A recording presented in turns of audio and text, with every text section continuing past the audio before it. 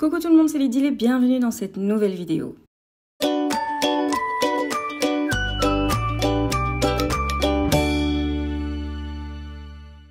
Aujourd'hui, je vous propose de réaliser un gros tuto mini-album et c'est une vidéo en petite collaboration avec Craftelier. En fait, ils m'ont ajouté quelques produits en plus dans ma dernière commande pour que je puisse vous les montrer. Donc, je vous propose de découvrir cette commande avant de commencer le tuto. J'ai décidé par exemple de tester la colle Craftelier, je vous donnerai des nouvelles de cette colle. Et j'ai pris aussi l'outil pour maintenir la colle à l'envers et du coup pouvoir à chaque fois l'utiliser immédiatement sans attendre que la colle ne tombe dans le fond du tube. Je pense que c'est vraiment un outil indispensable pour nous scrapeuses. Ils ont mis aussi des pinceaux et leur palette d'aquarelle nacrée que je vais tester ici dans cette vidéo. Ils m'ont mis aussi un scalpel qu'on va pouvoir tester aujourd'hui. J'ai pris le bloc de papier Baby M de Laura Bellora car aujourd'hui je vais faire un album pour un enfant et donc on va tester ça. J'ai aussi pris plein de papier craft, c'est probablement un des papiers que j'utilise le plus pour mon scrap Harry Potter, donc j'en ai pris. Les dies feuillage, on n'en a pas assez, je vais aussi les tester aujourd'hui. Ils ont mis les plaques aimantées pour la petite révolution, donc la petite machine à découpe. Donc ces plaques, je vais vous les montrer surtout sur Instagram prochainement. J'ai repris du fil à broder, j'adore ces coloris de Laura Bellora, je vais aussi les utiliser ici. J'ai pris des anneaux noirs pour la cinch parce que je n'en avais plus du tout, puisque je les avais tous utilisés. Ils ont mis aussi des enamel dots aux couleurs douces d'été. J'ai aussi pris du papier miroir rose gold parce que j'en utilise énormément dans mon scrap en général. Et en dernier, j'ai pris plein de papier scrap sur le thème Harry Potter parce que je commence à préparer des petits kits qui seront liés à des tutos vidéo pour réaliser de beaux albums Harry Potter et ils avaient encore des papiers de ce thème-là, donc j'en ai pris plein. Je vous en parlerai dans une prochaine vidéo. Alors voilà ce que je vais utiliser ici dans la vidéo. Donc aujourd'hui, je vais réaliser un album que je réalise chaque année pour ma filleule. C'est un album qui retrace toute sa nouvelle année. Et là, on est à l'année 4. Vous avez pu voir d'ailleurs sur ma chaîne l'année 3 et il me semble que j'avais fait aussi l'année 2. Donc voilà, vous suivez un petit peu l'album de chaque année pour ma filleule. J'ai fait un mix de plusieurs reliures ici, donc c'est encore une petite nouveauté que vous allez voir. Je vais faire la couverture avant et arrière sur du papier carton de céréales comme d'habitude et je les colle sur une grande feuille de papier scrap.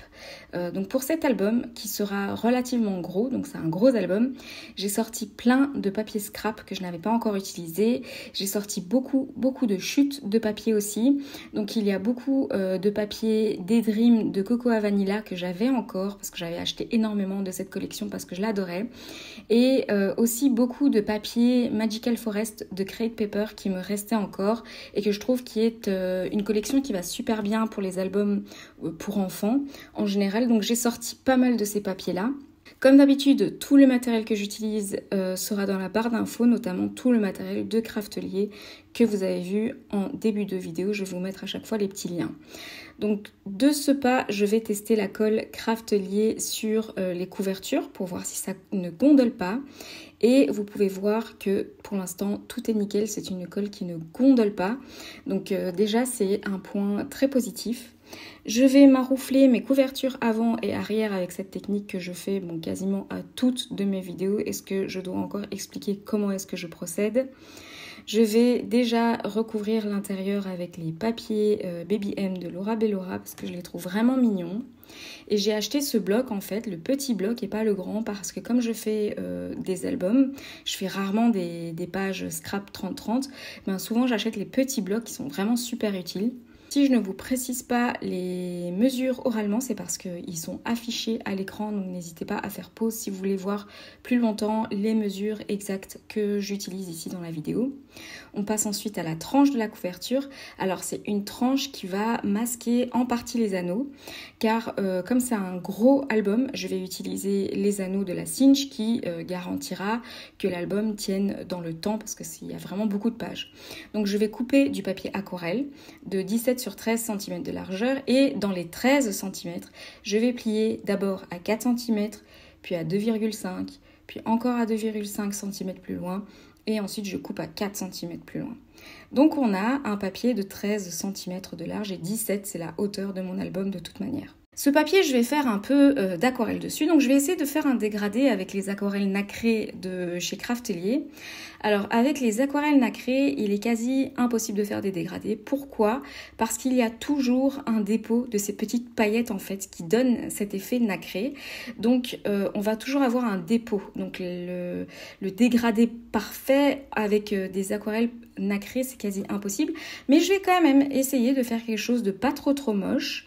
Mon but est de faire en fait des bandes de couleurs qui vont du rose au mauve clair jusqu'au mauve un peu plus foncé, quasiment au bleu, pour vraiment apporter un petit dégradé de couleurs, mais le dégradé n'est clairement pas parfait ici. J'ai remarqué aussi que j'avais mis un petit peu trop d'eau comme ce qu'on fait en général à l'aquarelle, mais comme c'est du nacré, ben, j'ai dû vraiment creuser dans la palette pour avoir du pigment, et donc du coup j'ai fait en fait 2 couches. J'ai attendu que ça sèche et j'ai refait une deuxième couche de dégradé par-dessus parce que je trouvais qu'il n'y avait pas assez de pigment.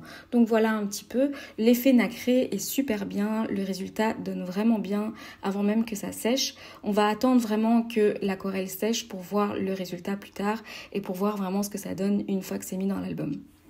Je commence maintenant à découper tous les papiers qui iront dans l'album. Il y a d'abord les papiers classiques sans plis qui sont à mesure que vous voyez ici à l'écran. Je vais d'abord couper les papiers Baby M de Laura Bellora, donc ceux que je préfère. Il y en a qui faisaient trop bébé, là ma filleule elle a 4 ans donc c'est plus un bébé. Donc j'ai pris vraiment les papiers qui allaient bien et qui lui plairont. Ensuite j'ai fait plein de pages différentes. Donc j'ai fait des pages doublées, donc que j'ai pliées en 2 pour avoir le même papier recto et verso. J'ai fait des pliés avec des petites ouvertures à droite, à gauche, des qui sont en diagonale, etc. Et je vous ai fait en fait plusieurs schémas que je vous mets ici à l'écran. Donc je les ai dessinés pour vous et pour vous montrer 4 ou 5 pages de styles différentes.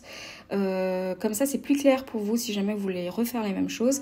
N'hésitez pas à faire pause dans la vidéo pour voir le schéma beaucoup plus longtemps et pour pouvoir noter les mesures exactes que j'ai utilisées. Was on its way out. I wasn't sober and I was thinking out loud. I spoke of your bravery, your wit and audacity of coming over and letting go. Ensuite, je commence à réfléchir aux anneaux. Donc j'ai décidé de prendre des anneaux plutôt blancs pour que ce soit un peu plus doux pour mon album. Donc c'est des anneaux pour la cinch. J'ai pris la plus grande taille. Je vais couper 6 anneaux. J'ai pris vraiment la plus grande taille, mais je vais vous mettre les infos exactes dans la description de la vidéo et je vous mettrai le lien parce que ce sont des anneaux Craftelier. Ensuite, j'ajuste ma cinch, donc je règle un petit peu pour mettre vraiment les anneaux bien au centre. Et c'est ici que je vous dis que j'ai déjà fait plein de vidéos sur la cinch, comment l'utiliser, des tutos un peu plus détaillés. Et j'ai même créé une playlist sur ma chaîne qui est spécialement sur toutes les vidéos où j'ai utilisé la cinch. Donc n'hésitez pas à aller voir cette playlist. Je vais vous la mettre aussi dans le petit i en haut à droite et dans la description. Comme ça, vous pouvez retrouver les vidéos rapidement si vous êtes intéressé par cette machine. Et ensuite, ce que je vais faire, c'est super long, mais je vous ai épargné tout le moment où j'ai perforé toutes les feuilles. Je trouvais ensuite que mon album était trop régulier, donc ça veut dire que toutes les feuilles étaient en fait à la même taille. Vous savez que moi, j'adore casser un petit peu le rythme de mes albums, donc j'ai sorti d'autres chutes de papier et je les ai découpées à des formats totalement aléatoires. Donc là je vous donne même pas les mesures tellement j'ai même pas regardé ce que j'étais en train de faire. Tout ce que je faisais c'est que je les pliais en 2 et je coupais pour que ce soit un peu plus petit, plus grand, plus large, plus gros, etc. et que le motif soit recto verso. Et ces papiers là en fait allaient casser le rythme de mon album et que j'allais placer entre plusieurs pages pour apporter un petit peu une page un peu plus petite. So move close to me, love me differently. Donc c'est le moment ici d'utiliser toutes les chutes de papier qu'on a dans nos fonds de tiroir et j'imagine que si vous êtes comme moi, vous en avez énormément. Ensuite, je glisse tout dans les anneaux dans l'ordre qui me convient avec la dernière page en premier. Donc dans la cinch, c'est ça qu'on fait, c'est qu'on met les dernières pages en premier et ensuite on ajoute petit à petit les pages qui vont vers l'avant de l'album, donc vers le début de l'album. Vous avez vu que j'ai inséré également des papiers calques, évidemment, je ne vous l'ai pas dit, mais ça coulait de source pour moi, et aussi quelques chutes de papier acétate pour ajouter vraiment de la transparence et pour mettre en avant une petite découpe, un petit sticker, etc. J'ai créé une petite enveloppe aussi avec du simili-cuir qui me restait pour que ma filleule, donc je l'ai juste plié en 4 en fait, pour que ma filleule puisse y glisser des petits souvenirs. Ensuite, je vais glisser la couverture avant, donc celle qui est marouflée. Ensuite, je vais mettre la tranche extérieure, donc celle avec l'aquarelle. Et ensuite, par-dessus, je vais mettre la couverture arrière dans cet ordre-là. Donc la tranche de l'album, je l'ai d'abord pliée en deux vers l'intérieur. Et les plis des deux côtés sont vers l'extérieur. Donc ça donne un accordéon. Je vais ensuite placer ma tranche qui est pliée vers l'intérieur dans ma cinch et je vais perforer les 6 trous qui sont les 6 trous pour les anneaux. Je vais ensuite insérer ma tranche pliée de cette manière-là, donc toujours de la même manière dans mes anneaux. Donc là, je vous montre bien comment est-ce que je les glisse. Et ensuite, par-dessus, je mets la couverture arrière à l'envers. Et c'est ensuite que je vais fermer les anneaux.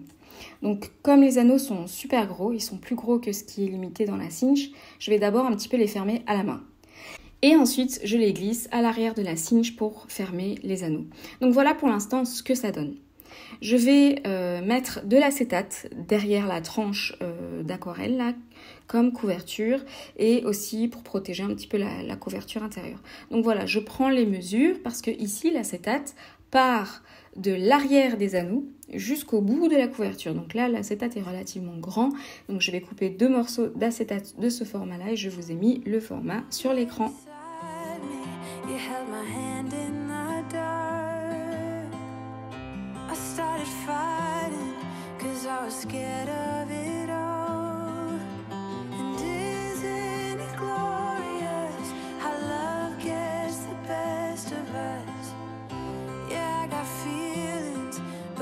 Tough one sometimes. Please move close to me. You love differently, so move close to me.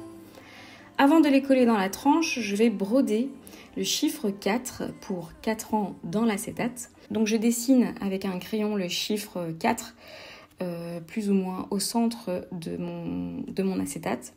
Et ensuite j'ai percé un trou avec le scalpel sur le 4 tous les 3 mm plus ou moins. Donc j'ai essayé d'être vraiment régulière.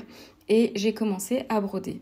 Donc j'ai pris cette couleur de fil à broder assez douce, un peu bleu, c'est un bleu gris taupe, je ne sais pas exactement vous donner le nom exact. Ouais, c'est ça, c'est un bleu gris taupe.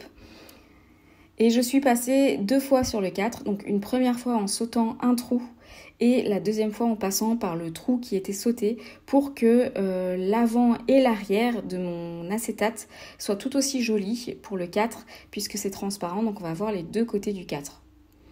Quand c'est terminé, je colle enfin l'acétate sur la tranche d'album avec du double face de Craftelier.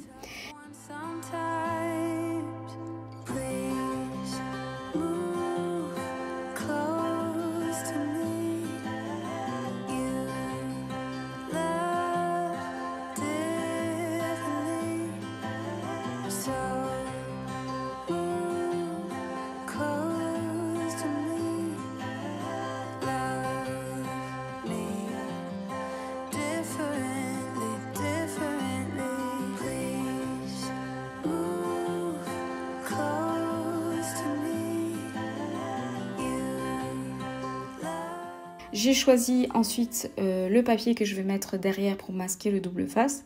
J'ai coupé 2 morceaux de 4 cm sur 17 cm. Et comme vous pouvez voir, j'ai décidé de prendre une chute de ce papier avec ce bleu qui est quasi le même que la broderie du 4, histoire que les couleurs soient cohérentes et que l'ensemble fonctionne bien ensemble.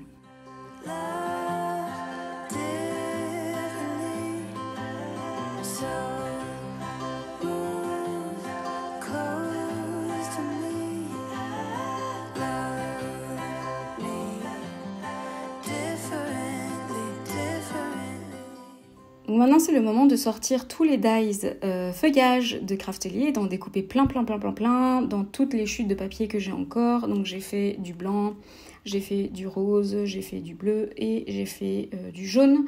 Donc j'en fais toujours plein à l'avance, histoire d'en utiliser aussi pour mes futurs projets et de ne jamais être à court.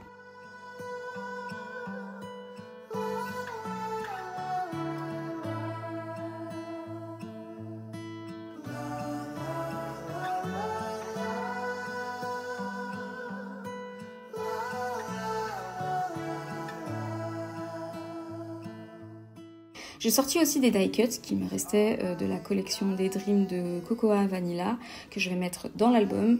J'ai sorti aussi plein d'autres dies découpés que j'ai reçus d'une abonnée. Si tu passes par là et que tu vois tes découpes dans l'album, sache qu'ils me sont super utiles et que je les trouve trop beaux. Donc merci encore à toi. Les dies feuillages de chez Craftelier sont trop beaux et donnent vraiment super bien dans l'album. Je décide de faire quelques bouquets colorés sur certaines pages. Il est à présent temps de découvrir l'album en entier. Donc sur la couverture, on peut voir les petits cœurs de Daydream pour garnir et rappeler les couleurs de l'intérieur de l'album. Le côté nacré de la tranche plaira à ma filleule parce que ça brille. C'est un gros album, il y a exactement 48 pages et ça comprend du calque, de l'acétate, des petites cartes, mais aussi des pages pliant 2, des pages pliant 3 et celles qui font aussi office de pochettes. J'ai créé des pochettes juste en collant la partie pliée, en mettant du double face tout simplement sur les côtés et voilà, la pochette était créée. J'ai mis des petites cartes aussi dans les pochettes pour indiquer qu'on peut ajouter des choses. J'ai créé aussi des fermetures avec des attaches parisiennes et de la ficelle. J'ai mis pas mal de découpes dies pour garnir le tout, des petites étiquettes, des die cuts, de fleurs et de cœurs. Je vous montre l'album sans photo parce que les parents ne veulent pas montrer de photos de leurs enfants sur les réseaux, ce que je comprends. Donc vous pouvez voir que l'album est vide.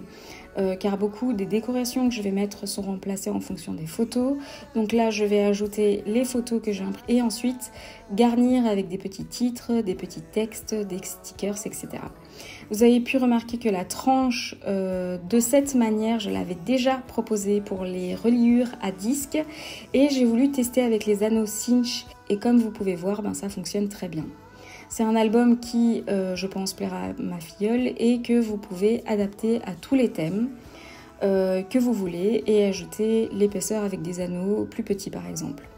N'oubliez pas que vous pouvez retrouver toutes les infos du matériel que j'utilise dans la description et j'espère donc que ce tuto vous aura plu. J'ai déjà vraiment hâte de lire tous vos commentaires. À très bientôt dans une prochaine vidéo.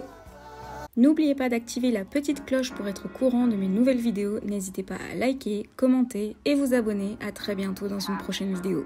Your biggest fan.